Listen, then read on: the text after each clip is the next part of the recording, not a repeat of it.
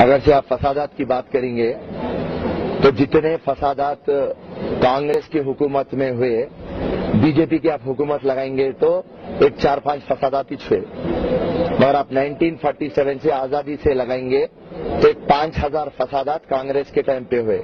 تو فسادات زیادہ ہونا اور فسادات کروانا یہ کانگریس کا کام ہے، بی جے پی کا ابھی فساد کرائی نہیں اور انشاءاللہ کرائیں گے نہیں۔ اور رہی بات، ہم تو یہ توقع رکھتے کہ امن اور شانتی ہو، اور بی جے پی ایک ایسی پارٹی نہیں ہے جو فساداتوں پہ بھروسہ کرے۔ السلام علیکم۔ اس آڈیو کو آپ غور سے سنیے۔ اس آڈیو میں جو آواز ہے وہ یہاں کے کانگریس کے کینڈیڈیٹ نامپلی کے فیروز خان کی آواز ہے۔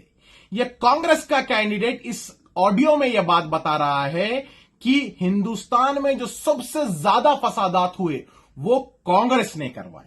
یہ کانگریس کا کینڈیڈیٹ خود یہ بات کہہ رہا ہے کہ کانگریس کے دور حکومت میں 5000 فسادات ہوئے۔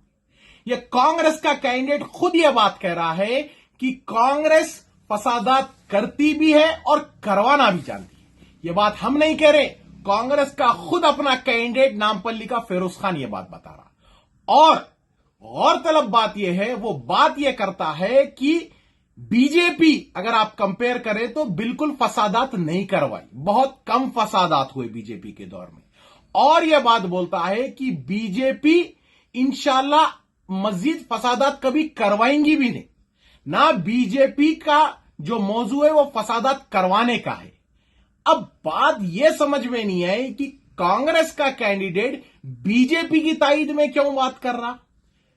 اب سمجھنے والی بات یہ ہے کہ جو کھنڈوا پہنے ہوئے ہے وہ کھنڈوا تو فیروز خان کانگریس کا پہنے، لیکن ان کے اندر جو خون دوڑ رہا وہ بی جے پی کی ذہنیت کا خون دوڑ رہا۔ آپ کے سامنے میں اس سے پہلے بھی ایک آڈیو لایا تھا جہاں پہ میں ان کو ایکسپوز کیا کہ وہ آر ایس ایس والوں کے ساتھ کیا مہم چلا رہی، اور اس آڈیو کو آپ سنیں گے تو سمجھ جائیں گے کہ کانگریس کا کینڈیڈیٹ خود کانگریس کے فسادات کے بارے میں بتا رہا ہے اور بی جے پی کی حمایت کر رہا۔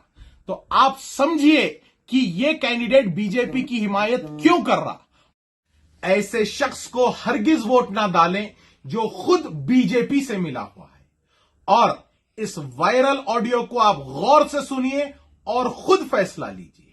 آپ سب سے آخر میں ایک اپیل کروں گا کہ اس الیکشن 30 نومبر کے دن آپ اپنی گھر کی پارٹی، گھر کی جماعت، مجلس کو، پتنگ کو ووٹ دے کے بھاری اکثریت سے جتائیے۔ بہت بہت شکریہ۔ السلام علیکم۔